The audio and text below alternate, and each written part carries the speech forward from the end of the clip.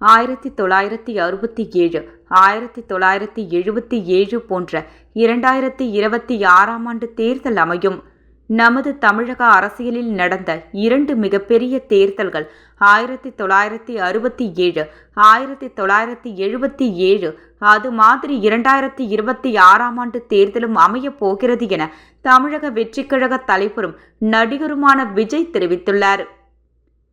சென்னை பனையூரில் தவேக உறுப்பினர் சேர்க்கை செயலியை அறிமுகப்படுத்தும் நிகழ்ச்சி நடந்தது. இதில் பங்கேற்க விஜய் வெற்றி பேரணியில் தமிழ்நாடு என்ற செயலியை வெளியிட்டு கட்சியினர் உறுப்பினர் அடையாள அட்டையை வழங்கினார். தவேகவில் உறுப்பினராக சேர்ந்ததில் மகிழ்ச்சி என உறுப்பினர் அடையாள அட்டை பெற்றவர்கள் தெரிவித்தனர்.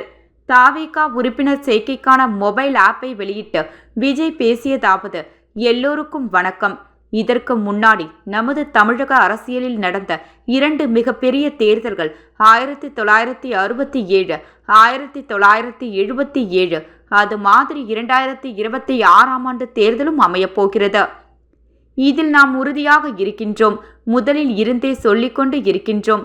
இந்த 2 மாபெரும் தேர்தல்களில் ஏற்கனவே வெற்றி பெற்று கொண்டு இருந்தவர்களின் அதிகார பலம், அசுர பலம் எல்லாவற்றையும் எதிர்த்து நின்றுதான் புதியதாக வந்தவர்கள் ஜெயித்து இருக்கிறார்கள்.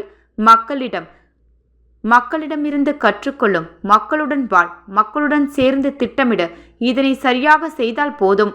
ஊருக்கு ஊர், வீதிக்கு வீதி, வெற்றி பேரணியில் தமிழ்நாடு என்ற அடிப்படையில் எல்லா குடும்பத்தினரையும் உறுப்பினராக சேர்த்து நம்ம கண்டிப்பாக ஜெயிக்க முடியும். அதனால்தான் இந்த ஆப்பை அறிமுகப்படுத்துவதில் ரொம்ப சந்தோஷப்படுகின்றேன். இதற்கப்புறம் மதுரை மாநாடு, மக்கள் சந்திப்பு பயணம் என்று தொடர்ந்து மக்களுடன் மக்களாகத்தான் இருக்க போகிறோம்.